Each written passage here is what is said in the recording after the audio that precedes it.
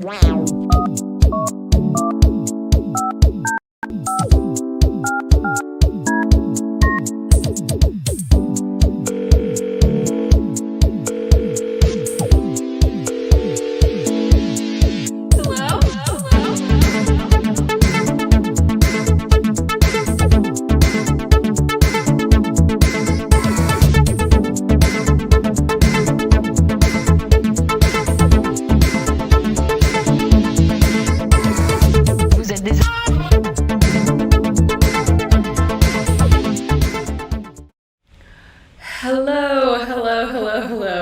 So I will fix it. Okay, the echo should be fixed. But where are the bunnymen? It is I, Cat Vine, not a rabbit, but in fact, a cat, not even a cat, actually just a human being. Hopefully that's not disappointing you, but I appreciate that you came through to my little corner of the internet. Yes, you did. I have you hostage. I mean, you can leave at any time. It's not like you're bound up or anything, but I'm still so glad to see you here. I'm so glad to see Tordenstrike here. I'm so glad to see Joey Headset here. I'm so glad to see VJ here. I can't wait to see everyone else who's going to join, and I can't wait to see today's guest, because I need a big round of applause for everyone. Real quick, give it up for today's guest, Molly Otto. Woo! Yes, big round of applause. I totally skipped explaining what this is. Of course, this is Cat Calls. This is my show where I invite you to have a fun, casual, intimate conversation with your favorite artists. And tonight, we welcome Molly Otto. Molly is such a bright and talented human. I actually met her right here in the chat of Cat Calls when I had her romantic partner and musical collaborator Lamorne on the show. I've been following her ever since, and every tune I've heard from her is a chef's kiss banger. She was a lead guitarist in a band in her high school days, and she brings a singer-songwriter approach to her electronic productions that really appeals to my indie dance soul. I think it may appeal to yours as well. It also makes her a perfect fit on San Holo's label, Bitbird, where she just released the 4-track EP Snowball, which she has gone on the record to say feels like the first time her production skills were able to catch up to the sound she's always felt was her own inside her head. Did that make sense? I hope it makes sense.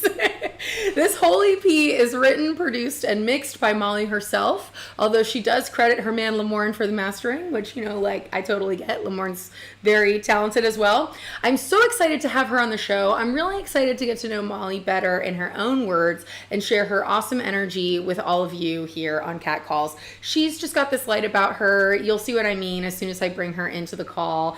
And it's going to be so great to have pulled someone from the chat onto the show, which has happened before, but it's happening again now. But first, we're going to watch the lyric video for Snowball's single, These Things. It's one of my favorites on the EP. I'm so glad that it got this lyric video treatment. You'll see that the lyrics themselves are very heartfelt. The melody is very catchy. It's a great track. I really think you're going to love it. And when we come back, we'll have Molly Otto on the line. So don't go anywhere. Bring your own questions. The whole fun part about Cat Calls is that it's not just my show. It is your show. And you get to ask whatever the fuck you want. And I will probably ask it. But these are these things. And we'll be back after these things.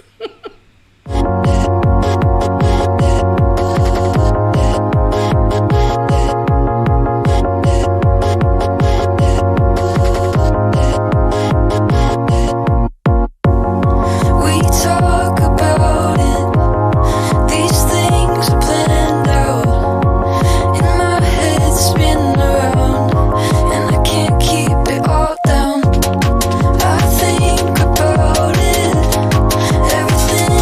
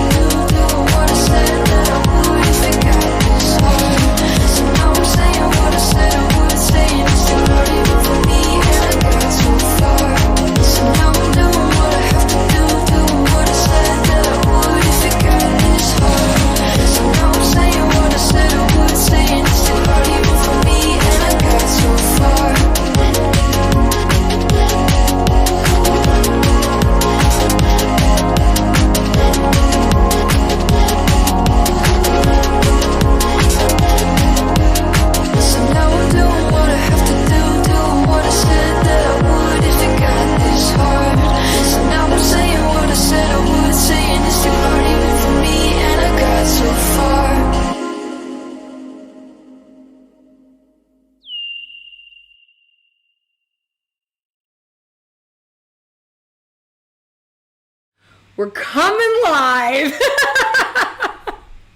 Hello, we did it. Welcome, Molly. Yay. Thank you for having me. No, thank you so much for coming. And thank you for reaching out. Thank you for the awesome music. Yeah. We were just watching the lyric video for These Things. I personally love that song. I got so excited for this EP when that song came out. I know that, I don't want to get ahead of myself because I want to chat with you all about like the way that it feels like you've really honed in on your sound and been able to capture the sound that you've had in your heart for a while. But I got that sense when I heard These Things. And I was like, ooh, this is awesome jam. This has like a total vibe. This has soul. This has the whole thing. What does this song mean to you? I love that the lyrics, they kind of have this heaviness about them that I definitely feel I can relate to, but it's so catchy, it's so dancey. Yeah. I'll stop talking. Take it away.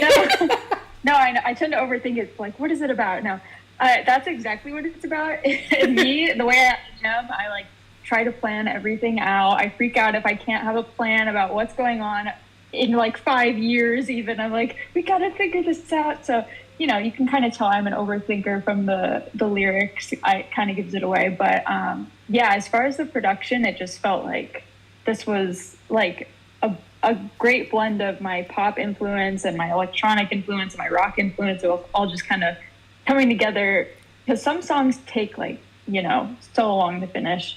And this one, the bare bones of it kind of came together pretty quickly, which is just always such a nice feeling because, you can put a lot of time into songs, but when that clicks, it always is a really special feeling. Yeah. So. And I think it's sometimes a good sign, right? Like when you don't have to fuss and fight the song too much, like you're like, okay, this is feeling good. Like that joy might be something people pick up on when they listen to it themselves.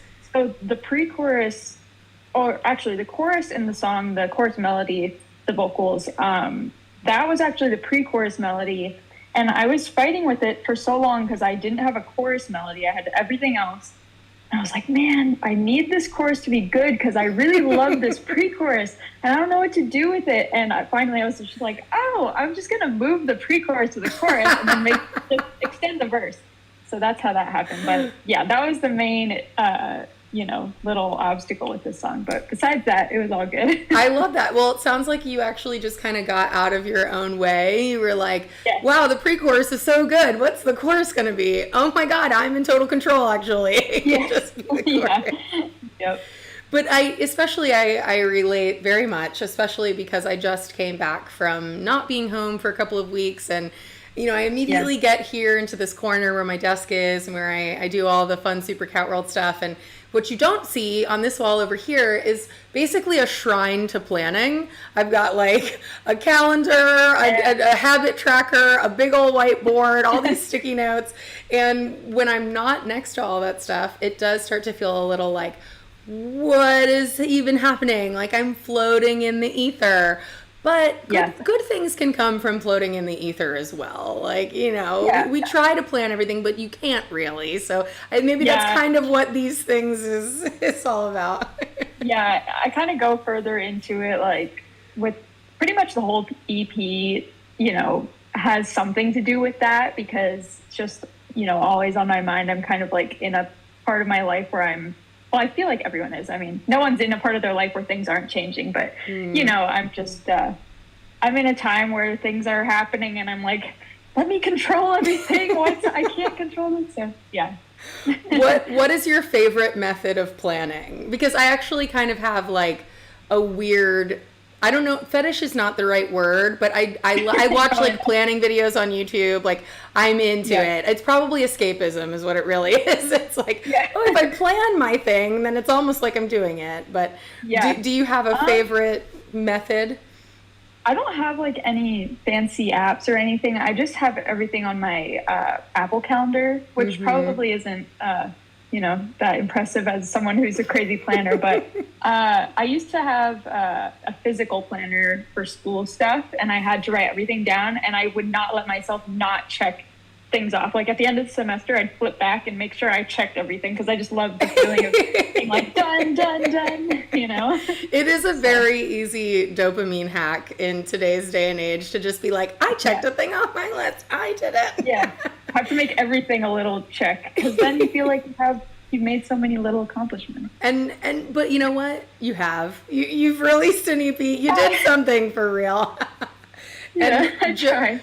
I just want to shout out Joey's incredible dad joke. Habit trackers are great if you need to track down stray nuns. Ba-dunch. I need to get a ba-dunch sound effect for I him. don't have the live chat here. I wish I could see. I'll have to come back later and check it out. Speaking of the chat, Tord and Strike was asking, where did you film the lyric video? Was that Flagstaff or somewhere else? It was Flagstaff, yeah. Clocked. Because you are, in fact, in Arizona, although it's not currently snowing. I don't even know if I realized it snowed in Arizona.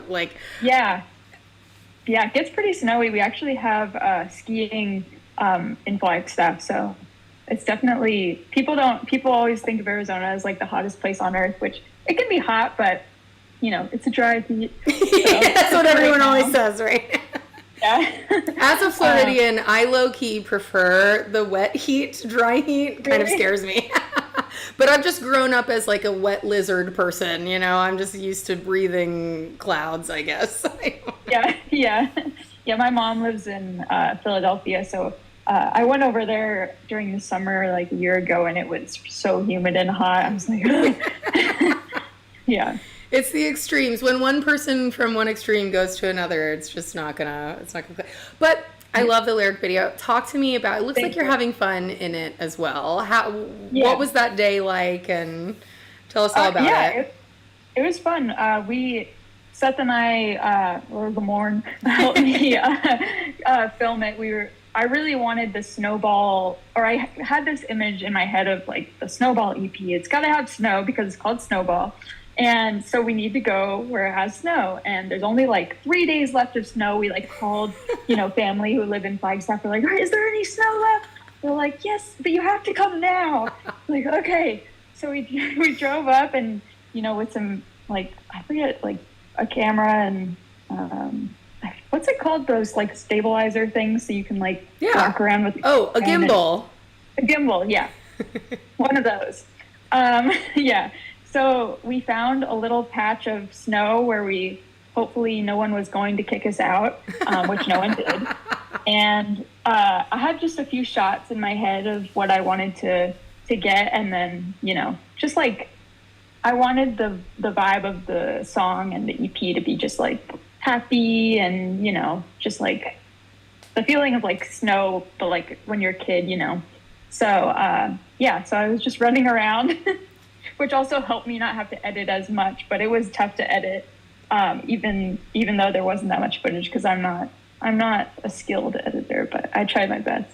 It's only the beginning, unless you decide you don't actually want to become a skilled editor, and that's very fair.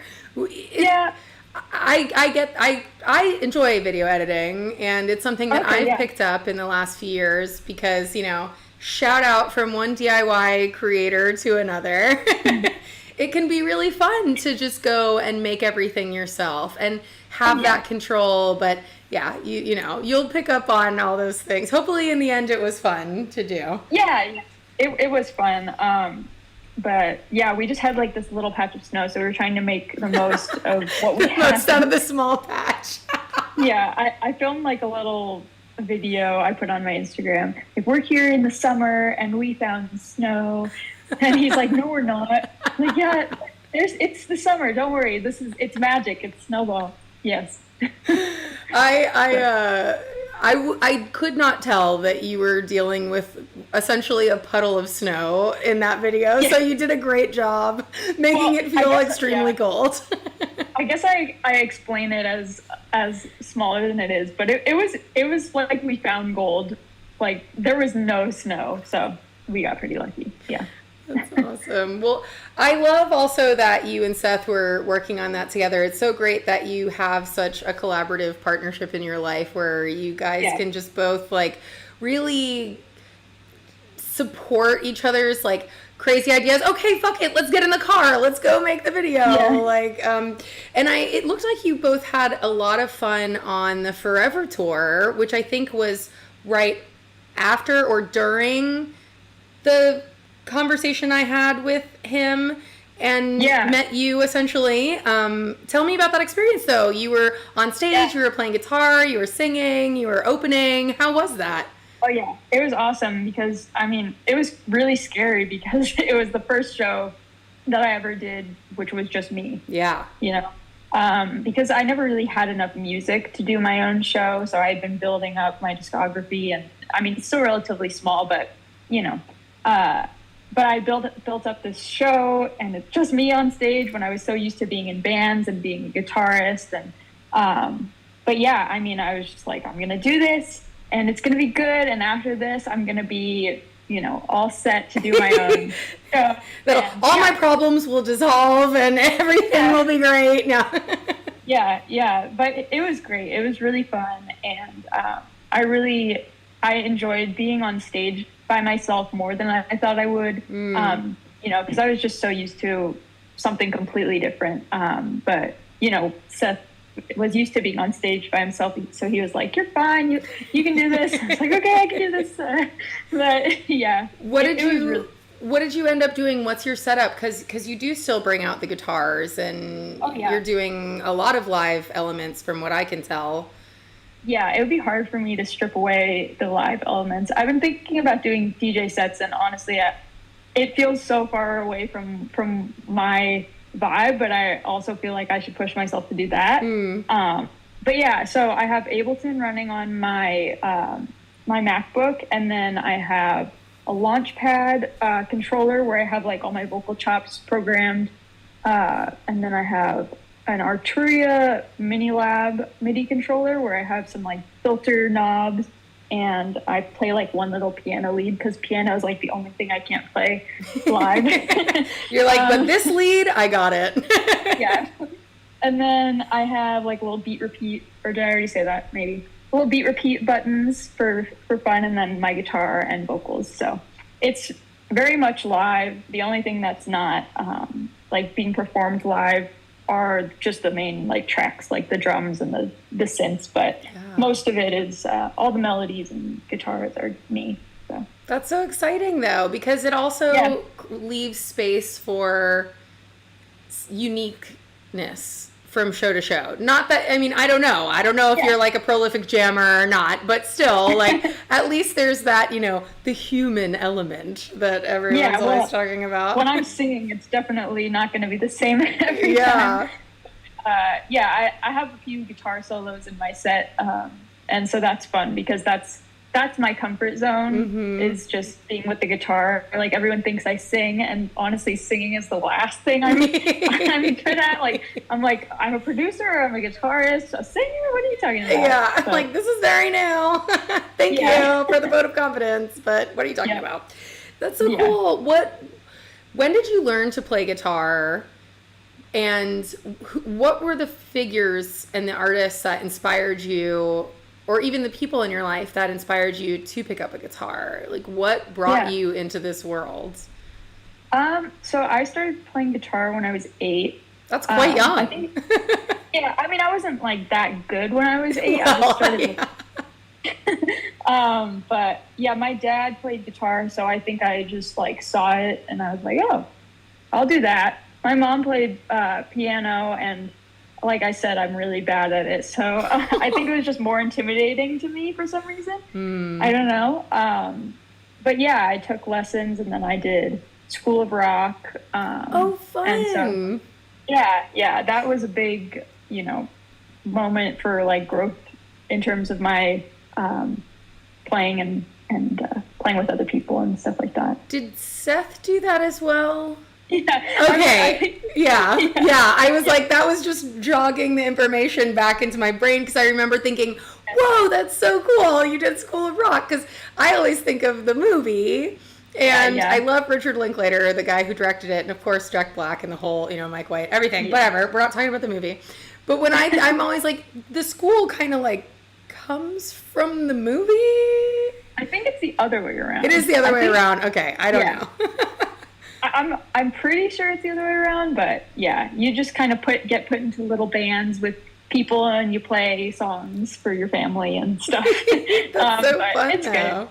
Is that Yeah. where you met Seth?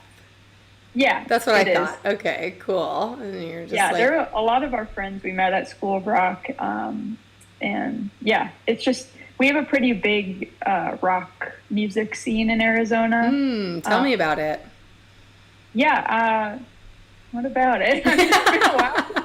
Is it like, are there a lot of venues where local bands can play? Like, even as a young person, did you feel like you had a lot of opportunity for your bands of high schoolers to go play? Because that's not necessarily always the case in different cities and towns, you know? You might just kind of get stuck not knowing where to go.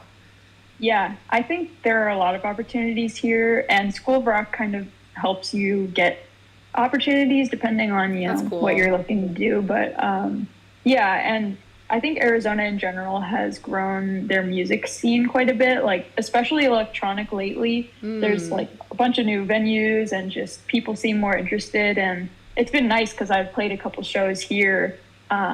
And I barely had to go anywhere, so Yeah, that was nice. that is nice. You don't always have to take the schlep to LA just to get on the Yeah. stage.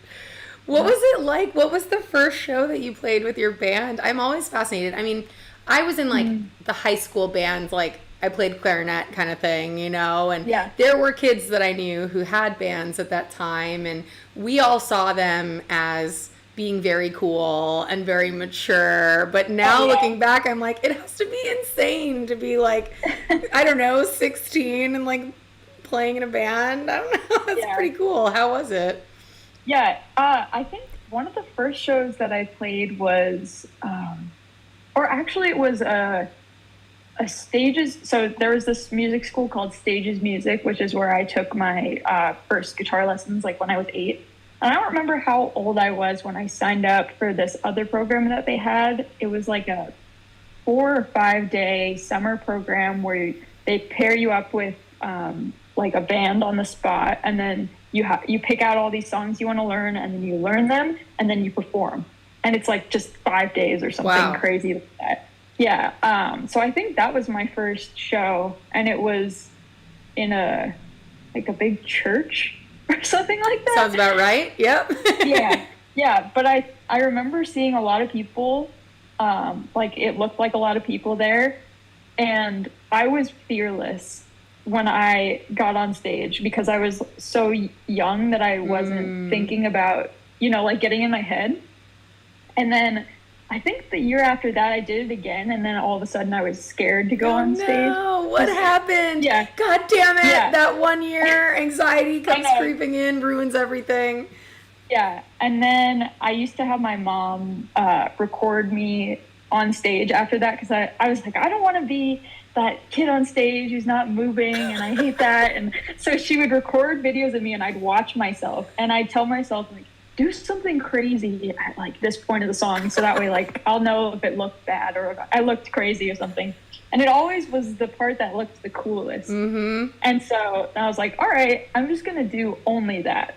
And so that's kind of what I've been doing since then. That's awesome. First of all, shout out Spooky Molder 69 in the chat. We love to see it.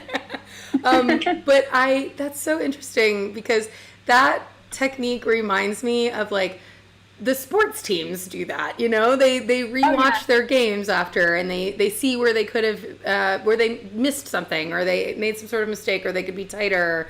But as a performer, that makes so much sense to do. And I think people who are, who lean into their artistic inclinations, because everyone has artistic inclinations, but people who lean into it, they can sometimes, or we can sometimes, no, I don't want to see myself. I don't want to, oh God, no, it's so embarrassing. I hate the sound of my own voice, blah, blah, blah.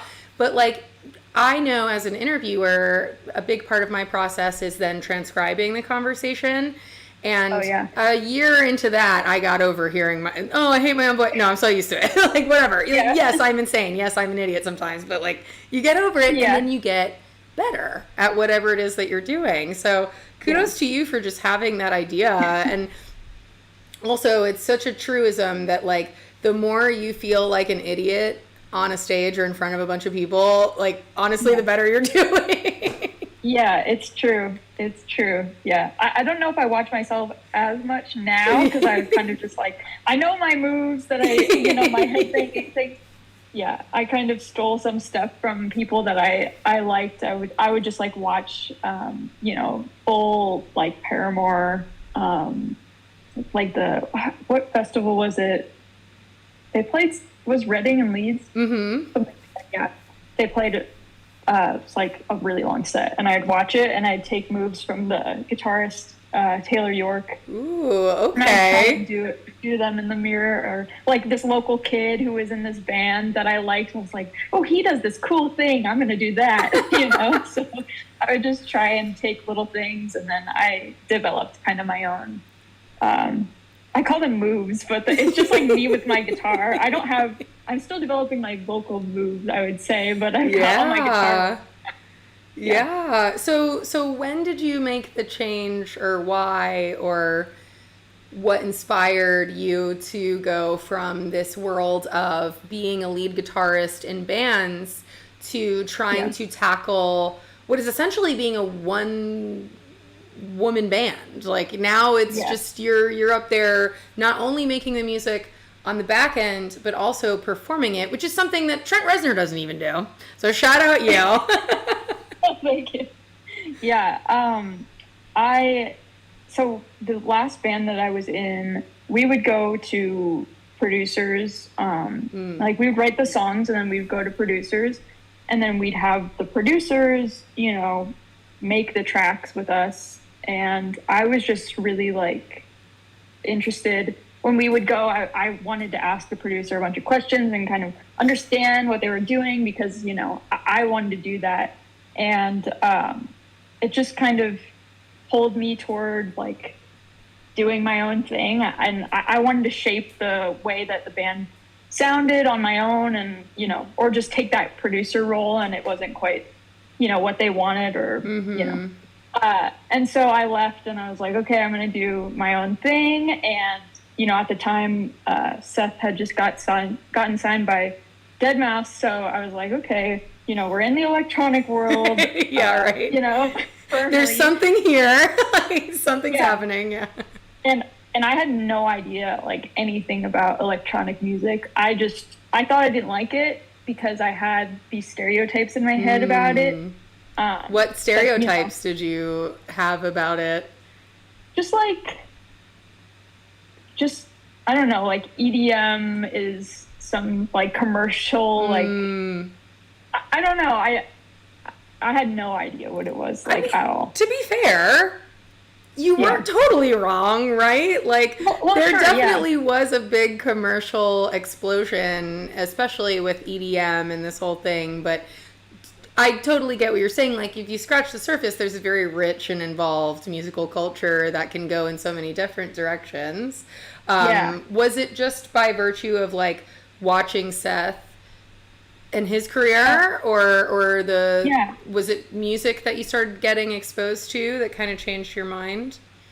Yeah, I would say so. When he went on tour with Deadmau5, and I went and I would do I perform our song Lonely Light, which I love that you got the opportunity to do. That's so awesome. And shout out Deadmau5 for bringing everybody on the tour. Yeah. No, it was awesome. And so, I got to spend a lot of time like watching Deadmau5 play live like every night for, weeks, and it was awesome. And I was just like, oh, this is what electronic music is. I like this. Okay, I'm gonna do this.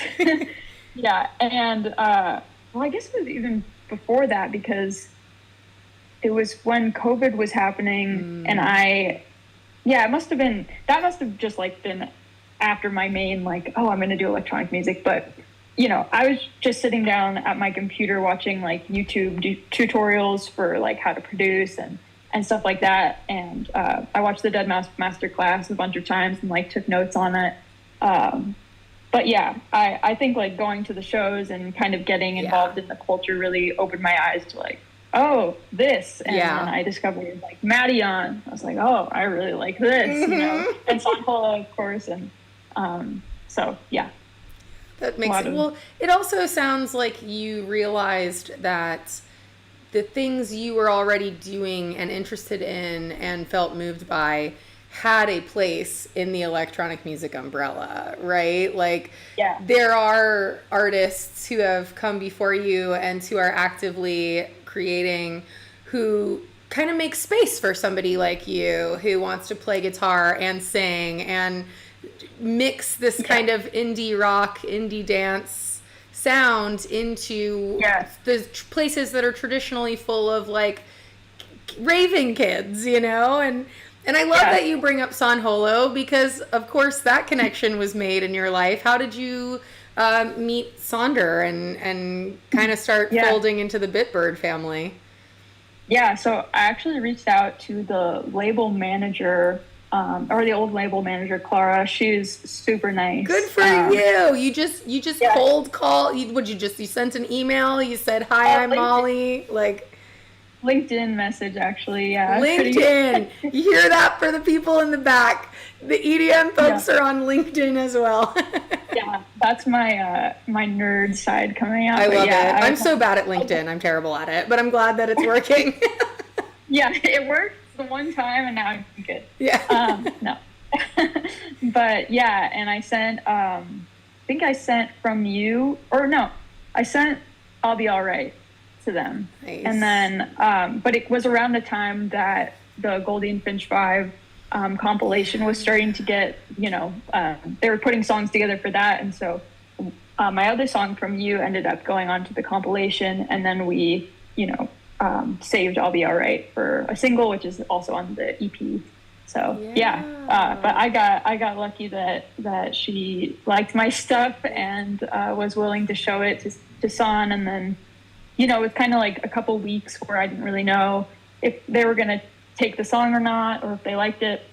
And then eventually San just like DM'd me on Instagram and was like, "I love your song." Yeah. I was like, what?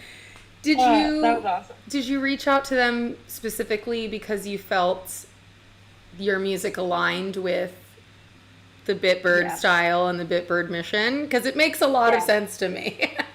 Well, it's awesome that you think that. Yeah, when I made I'll Be Alright, it felt like it had a place in Bitbird's sound, like the stuff they were putting out, and I think they also hadn't put too much vocal centered music out at the time, so I thought maybe that would be a fit. But yeah, I just had the feeling like I had like a little San vibe to it, just like the existential right.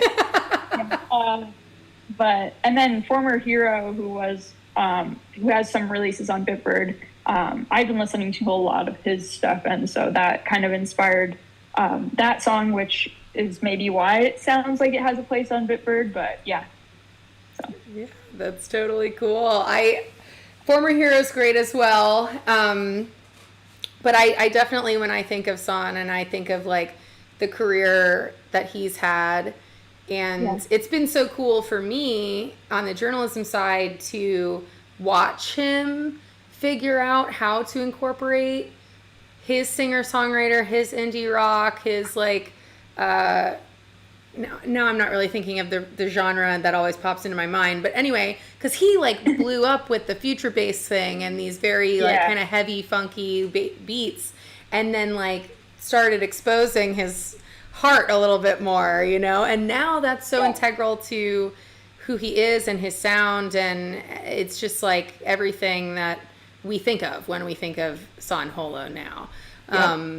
So it's very cool that he could recognize you doing that same thing in your music, taking that risk in your own way, right? Like you don't, it doesn't sound like, maybe you were inspired by San Holo and Former Hero and these other things, but like, it sounds like which brings us, I guess, to the other topic that I wanted to talk to you about, feeling that you have kind of caught up to yourself. Am I saying that right? Is that what it feels like, or what is the feeling that you've achieved on Snowball?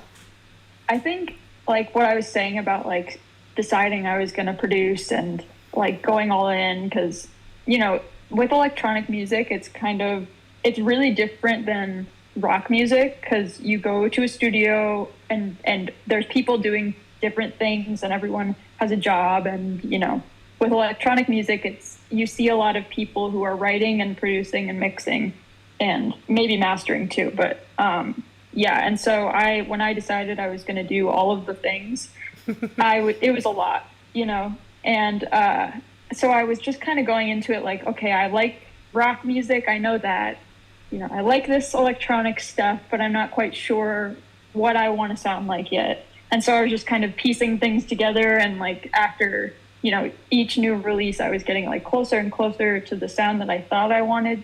And then I did some like remixes and I was like, oh, okay. Yeah. Downloaded some new plugins and stuff like that. And so I think this EP is like, I'm here. I'm at the spot where I wanted to be when I was trying to figure out how those things came together and how it was all going to sound good at all. Yeah. So, yeah. It sounds great. Yeah. And you did write, produce, and mix everything yourself. Yeah. You should be very proud. You did it. Thank you. Seth helped with the mastering a little bit, but that's okay. We leave space for friends to help us out. Yeah. Yes. The only thing I'm not doing, I don't know. I don't know if I need to learn how to master. Maybe I will, but like I said at the beginning of our chat, as a DIY creator, I feel like sometimes part of the challenge is realizing when you want to just ask somebody for some help, or you're like, I don't need to be the best this. Like for me, it's like graphic design. I'm like, for the most part, I will outsource my graphic design because I know what I want, but I don't necessarily want to learn how to use all the tools that it's going to take for me to do that, because interviewing, video editing, all the other shit is enough. Writing, whatever. So it's okay to let some things go to somebody else. It doesn't make you any less of a creator, goddammit. Yeah, I think that's kind of, I go a little bit into that on Back, which is I guess it's like the single, but it's not quite a single, where I'm like trying to like just let go of like all that. But yeah, I think me trying to do everything is also part of like my need to want to control things. So yeah, but I do generally enjoy, not generally, I enjoy doing all of it. Honestly, it just feels like a full like circle type feeling when you've everything's done and all you have to do is just say, okay, make it louder. I know it's more than that, don't worry, but yeah. No, don't let everyone know it's just making things louder. It's fine. Honestly, sometimes I've gotten like, I've dabbled in song production and stuff, and I've experienced like having something mixed and then mastered, and I sometimes am just like, I don't even know what's happening. I don't understand it. A little more, but I kind of undermined it a little. Sorry. Shout out all the masters. You're doing great work. Like, we love you. No, what you do is important. No. It is, What about the writing side as far as the lyrical content goes? Because I really appreciate your lyrics. They are, thank you. Like I said, daring to touch on some of this existential, the fuck is it all about? What are my complicated feelings? What do I do with my hands? But they're like, they're relatable, but they're also not completely on the nose, right? Like you found an interesting way to mix poetry and Seth is in the chat. A little bit of compression and then a limiter was all I needed on such great mixes. So yeah. Thank you. And then he goes, so yeah, just volume. Dispelling the myth. No, that's great. I love to hear it. I have no doubt. Anyway, not to back to you. No, how did it feel when you first started penning your own lyrics? And was that something that you dabbled in back in the rock band days of your life? Or is that something that when you took yourself into the spotlight was scary and new? Yeah, I think with the band stuff, I tried to like do some writing, and sometimes I would write a whole song and be like, I wrote everything, here are the lyrics, kind of a thing. But, obviously there's a singer, and, it's kind of more their choice what they want to sing. So it's a little harder to impart like really how you're feeling specifically.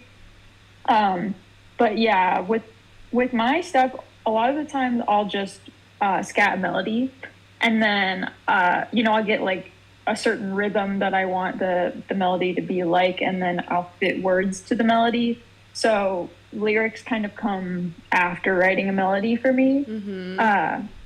But yeah, and also some of them don't necessarily make sense. And I think that's why, like, I have some vague lyrics and then some really specific ones, like in the same song.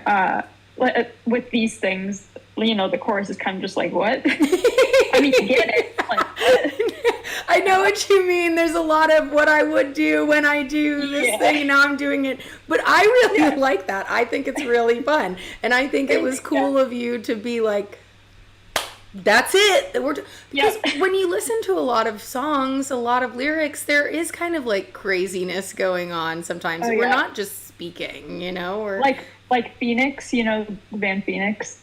Of course. I mean, those lyrics don't make any sense. Yeah, right. Right?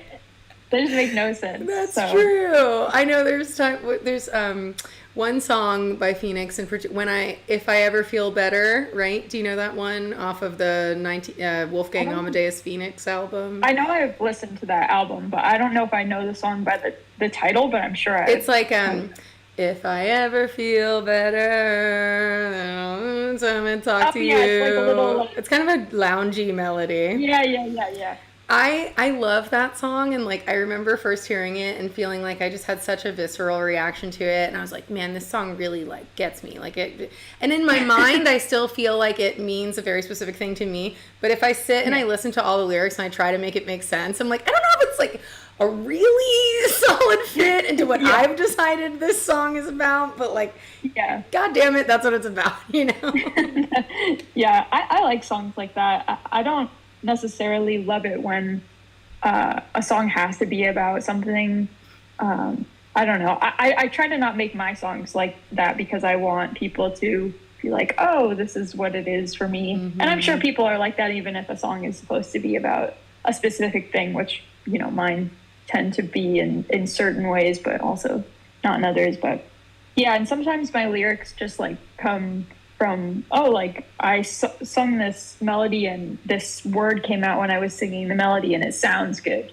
So like, if it sounds good to sing, I'll try and like fit that word in and then like shape around that word. Yeah, so that can be a little like, That totally makes sense. Oh, that's funny. Torten Strikes in the chat saying, If I Ever Feel Better is the least vague Phoenix song. No. And yet still, I find room for... Question mark? I don't know. Are there lyricists that have inspired you through this process? Yeah. Haley Williams has been my biggest lyrical and just inspiration. Paramore for sure. And Madeon. I'd say Paramore on the rock side and then Madeon on the electronic side. Yeah, so maybe you can pick out little parts of that if you listen again. But she just has such a way of, she's very rhythmic in her just melody writing. And so I took a lot of that. And I just kind of do it naturally from like listening to so much of it over the years that I'm just like, this is what I like. So I just do that. Yeah. But her lyrics are so good. And also John Mayer, actually, his lyrics are really great. But yeah, I tend to pull a lot from rock inspirations, just because that's what I knew for so long. But yeah, Madeon, as far as lyrics, but production wise, also like Porter Robinson, which I feel like the chop on these things, I was like, is this too like Porter Robinson?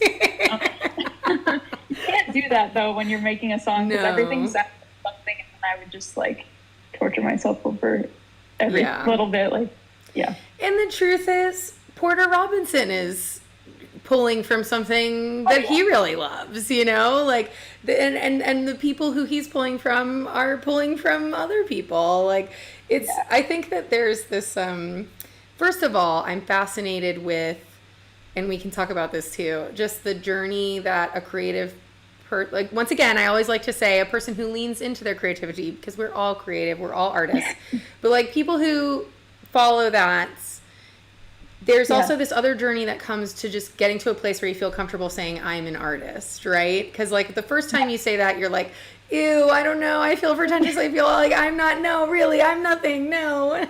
Yeah.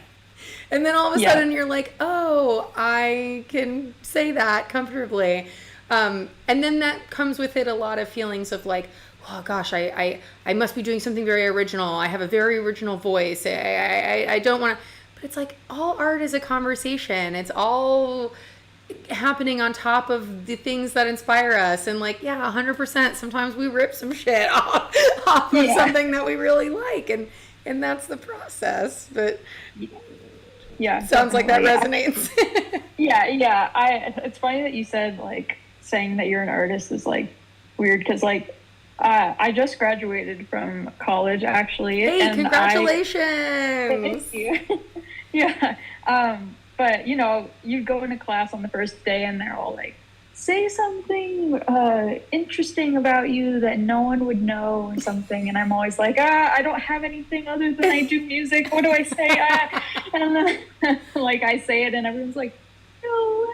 I'm like, it's not. I don't want to talk about it. Like, don't look at me. Like when you said that, that's the first thing that came to my head. So I get that. I still have a hard time with that. I was gonna say, do you feel more comfortable with it yet? Well, I mean, I'm still small, so I think I try not to, like overhype something that's still small, because I mean, even if I was bigger, I don't know. Just because then people look you up and you've got like 5,000 monthly listeners, and it's like, but like, I don't know, I'm trying to do cool things. So.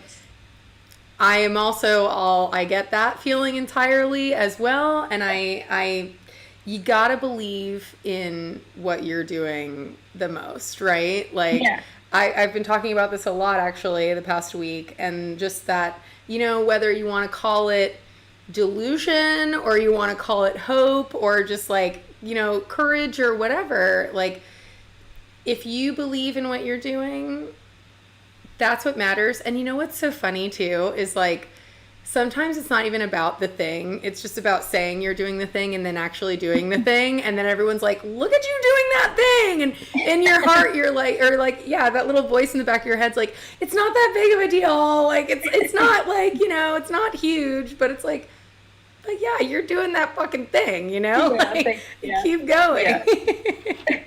I definitely, now that I'm feeling like I have my sound, like where I want it, I feel more confident than I did. So that's definitely a good feeling. Like I know that I have a sound that I feel like is unique.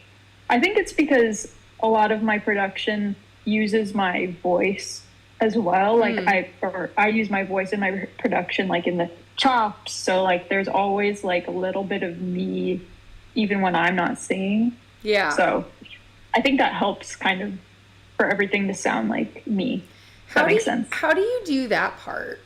Do you just record yourself making like doo-doo-dop-doos or whatever you're scatting, or like do you sing a melody? Do you like, you take something else that you've used and you just start messing with it? Like how do you even get to the vocal chop part? Yeah. I actually tend to do this like for like one of the first things I do. Like I'll come up with the chord progression and then I'll just start doing chop.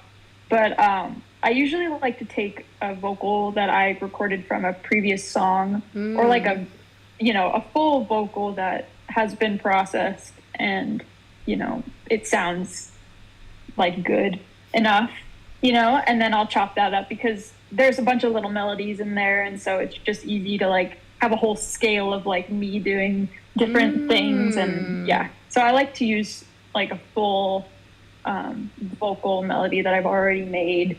Because then I might as well just write a vocal. Yeah, if I don't, right? Yeah, and then you're like, what do I do with it?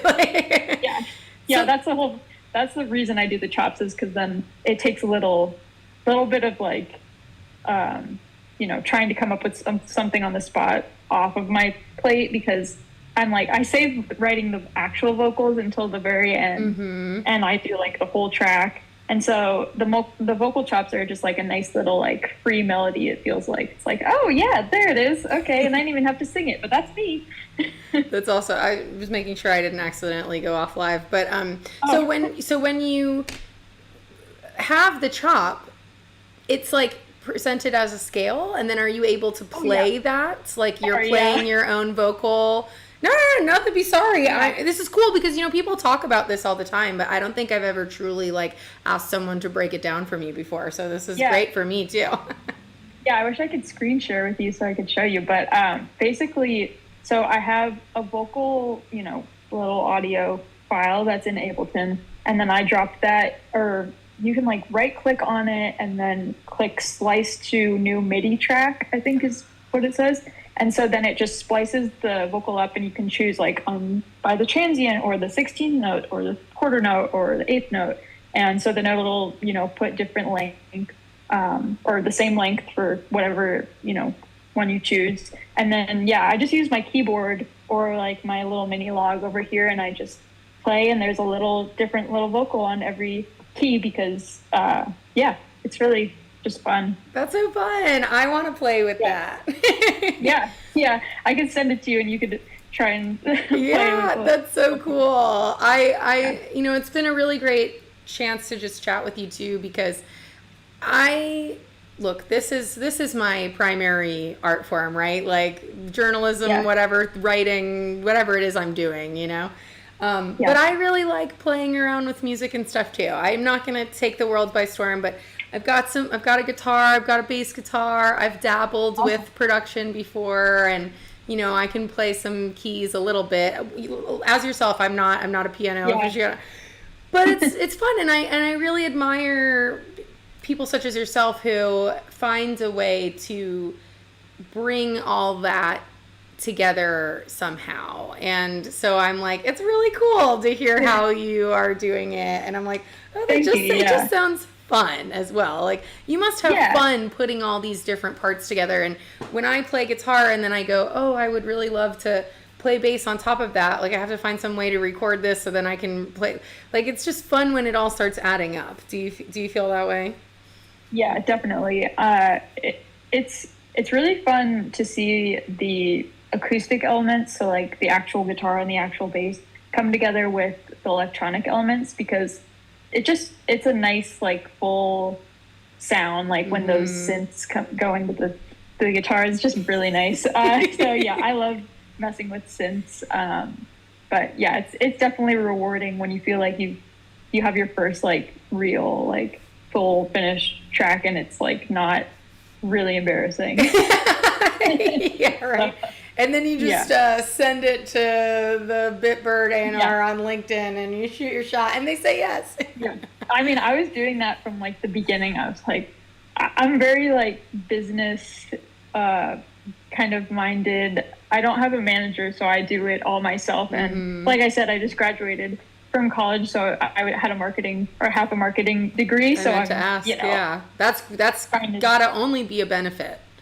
Yeah, it's been a benefit so far. So, but I'm always just trying to find ways to like get myself out there. Some like even when I started producing and I wasn't even that good, I like did remix competitions, and I just tried to like, it's me. This is me. And they're like, who are you? And I'm like, yeah, you'll see. It's true, and you know what? That's good for you, because that can be the hardest hurdle for some people, is just sharing what they've made with the world and standing behind it, even though it's really scary. Just being like, I made a thing. Yeah. There it is. Yeah. Yeah. And it can be hard to get people's attention. So, I'm really grateful to be with Bitbird, because it's kind of my first real opportunity, besides the Mousetrap stuff, because, I just sung on one song on Mousetrap, but no one really knew that I produced or did anything like that. So now, like, with Bitbird, I'm like, Yeah. I have some new eyes who have never heard of me, and it's cool. So It's really cool, and it's just the beginning. yeah. Before we totally wrap up, I want to talk to you about the green theme of Snowball because Mm, you mentioned to me during our practice call that you're specifically choosing to bring some green in, and I set my lights to a bit of green in your honor yeah. today. But what does green signify to you on this moment in your career? Hmm. That's a tough question. I wish I had a really good answer. You know what? It I doesn't guess, have to be a really smart answer. It yeah. can just be the truth. I think so. Snowball to me is just like a moment of, moving forward and positive things and like starting to make progress that I've been trying to make. And I guess I felt like, yeah, green and purple. Like, why? What do you mean? Yeah, of course it's going to be green and purple. Like that's what those colors are. I don't know. So yeah, it's like it has no, I don't know. I guess green would be like the green light. Like, yeah, but yeah, I don't know. It was just like the colors that came into my head of green and That's purple. awesome. So That's weird. great. Maybe it's colors have significance even if we don't completely understand what that significance is. It reminds me Yeah. of people who have synesthesia and they're just like, well, red's the color of this song, so that's why Yeah. it's red. Like green and Yeah. purple is the color of this fresh, exciting new Yeah. chapter for you. Yeah. Maybe like growth. That could be green, right? That's I think true. it's just like it's a bright, nice color that just it looks like very positive when you look at it. And I just wanted people to have that feeling when they looked at the album cover because yeah, that's what I wanted them to feel. Ah. So, with the theme of the Snowball EP being this sense of forward motion and growth and momentum, where are you hoping to go next? What does the future hold? I mean, Snowball just came out, so everybody go stream it over and over again. It's great. Listen to all the tracks. We're not leaving it in the dust or anything, but Yeah. like what are you planning towards now that you've achieved this milestone? Yeah, that's a good question. I think I'm always like looking to the next thing and trying to, you know, just like meet more people and try and grow the project. And I would just like to play more shows and try and, go different places that seem to resonate with my sound because I've played to a lot of crowds where it just seems like they don't really know or they're not expecting my sound, but when I opened for Son here in Arizona, it was like this crowd felt like they were ready to hear what I had to show them, and that it was like it felt right, Yeah. And so I'd love to just be in front of more crowds like that where it feels like it clicks, because what Dead Mouse makes and what I make are not the same. Right. So I mean I shouldn't expect that to be the same, kind of crowd, but yeah, you get what I'm saying. I'd like to get in front of more people who like the indie electronic kind of thing. And obviously make more music and maybe do some collabs and stuff. Yeah. But yeah, just general snowballing. Just rolling wherever the snow takes us. Yep. I love it. I know that all of that's going to happen. I really look forward to one day getting to catch you live properly. I'm sure it's an awesome show. I like seeing your moves on on all the social videos and things like that. And like, Yeah. it's awesome. You should just keep running with this momentum because whatever fun idea you have, just like go with it. It's awesome that you've got a platform, that you found people who do resonate with your sound, that the Bitbird family is giving you some space to really get out there. And then, like I said, it's awesome that you and Seth have each other to just support and like go and do the crazy thing that you want to make. That's so awesome. So I'm excited to see more. And thank you so much for joining me today. This hour just flew by as far as I'm concerned. I know, that's crazy. To that effect, is there anything that you want to share that I didn't ask you about? Or is there anything that we didn't touch on that you felt was important? Or just like a message that you want to share with the world while the world is at your beck and call? Yeah, I don't know. That's tough. I would say my mom is going to watch this. Yo, shout out your mom. Shout out Molly's mom. Yes, my mom is awesome, and I love her. And yeah, so that's the first thing that I thought of. That's so sweet. I love that. I guess I have like a little notepad of like things. I think I wanted to say that Home Now, that song, the lyrics are like a little confusing, I think, if you don't know what I'm talking about.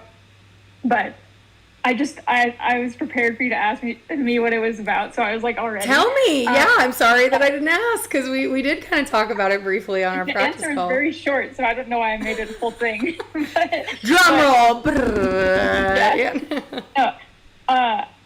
Basically, I lived by myself for like 5 years. People came over and I left, but it wasn't like crazy or anything. But and that was just kind of about like me, like loving being in a space by myself in a way, and just like, I just, the silence and the control and the all of that, and just that, and learning to love it and then also let go of that. So that hits hard for me right now, as I just traveled back from not being in my own space, in my own home. And this apartment that I'm living in now is the first time I've had my own space without a roommate or family or whatever in quite some time. So I definitely feel that. And I actually did write down in my notes that I really liked the line, when I move out, create a replica, not of the space, just of the way I feel when I wake up. Because I just really like that. Because it feels like, every time I've moved, it's weird. It's like you are in a new space and sometimes you have different things, but it also just feels like you. And when you have your own place that you don't share, it feels like that to the extreme. I've had people come to my house and just be like, I like being at your house. It just feels like it's your house. And I'm like, right? Because it is. Yeah. And I lived in a studio apartment, so it was just like, my studio was my kitchen, was my living room kind of thing. So it was very like, I was just in that room and that was the room. And so, that's kind of what the lyrics are talking about. And did you write the song in that space? Like, were a lot of the songs on this EP written in that space as well? Oh yeah, all of them were. Yeah. So now I'm in my new space, so all of the new songs will be here. But I mean, I still have all of my stuff, my same monitors and my guitars all over there. You created a replica. It's not exactly the same, but giving you the same feeling. I love it. And on the way out, we'll listen to Back. I went with Back, the Focus single, which is another song. Well, I just like all of them. You did a great job. I mean, there's 4, so it wasn't. Why would I just but I don't like this one. Talk to us about Back as well. Give us some back story. You did a little bit, but share some more. So this one is also kind of about overthinking and like planning. Sorry. Planning. We love you, but sorry. But the production on this one was inspired by Drew Lou. Love Drew Lou. I'd never seen him play live, but he opened for Son at that same show, so I got to meet him and watch his set, which was so good. And I just like never really listened to any of his music because I'd heard of him, but I never listened for some reason. I don't know. Mm-hmm. But after that, I did, and just the way he, like, his chord progressions are so just like, you know, they're just like vast. And Bach is not necessarily like that. I mean, he has like a very unique way of arranging and just like doing his thing. But the chorus on Bach, you know, is just kind of like, whoa, I want to just, I It made you lean back yeah. in your seat, right? It was like this, yeah. It made you go back. Yeah. I'm stupid. Sorry. No, it's okay. Yeah. But yeah, it was just like I wanted big chords and like kind of like this dramatic feeling and just lyrics that are, you know, uplifting, but also like it can be what you want it to be. So yeah, that's what that is. Well, I love it. I will listen to it with fresh ears and fresh perspective now as we close out the show. But thank you so very much for joining me. I truly appreciated having you here. You're welcome back anytime. I look forward to running into you out in the world someday. I know it's going to happen. Yeah. And congratulations. You should feel really proud of the Snowball EP and everything that you've recently accomplished and are yet to accomplish. So thank you so much. Yeah, I appreciate it. Thanks, chat. Yeah, and thanks again also for, I feel much more at ease after my insane drive. Oh, thanks for being a very comfortable and easy guest when I was in my place of vulnerability. Yeah, I didn't want to go too difficult there. No, you're good. I'm still stupid, so thank you. Thank you for that. All right. Please enjoy the rest of your evening. Thank you so much. I'll see you again soon. Bye. Bye. Oh my goodness. I just talk. You know, that's what I do. But thank you so much for joining. Torden Strike and Seth, so great to see you in the chat. Thank you for chiming in. Great job on the volume there on the Snowball EP. Really smashed it. Joey Headset as always. BJ, thank you everyone who was lurking, who didn't chat, but thank you for coming by. Thank you to everyone who's watching this in the future. Speaking of watching things after they're live, watching Cat Calls after they're live, I have officially uploaded the entirety of Cat Calls Season 1, which also, speaking of Drew Lou, that was the first ever Cat Calls ever. Just go, Molly. Yeah, the first ever Cat Calls ever with Drew Lou when I didn't even really know anything about what I was doing. I actually wrote a newsletter all about what an insane journey it's been and what I learned along the way, and just encouraging people who have an idea to just go out and try it, because you can't wait until it's perfect. If you wait until it's perfect, you're never going to do it, because the only way you're going to figure out what it really is that you're doing is by starting it and doing it. And that's what I learned with Cat Calls. And you can listen to me figure it out on Spotify and Apple Podcasts and everything now, the entire first season of Cat Calls. And this weekend, I will be uploading the entire second season of Cat Calls to Spotify and Apple Music. It's my big task for the weekend. And that actually kicks off with Cat Calls Maddie on. Yeah, which was another really big one. We talked about Maddie on today. It's almost as if this show is based off of my personal tastes and my personal tastes overlap, and the people that I like and I invite on the show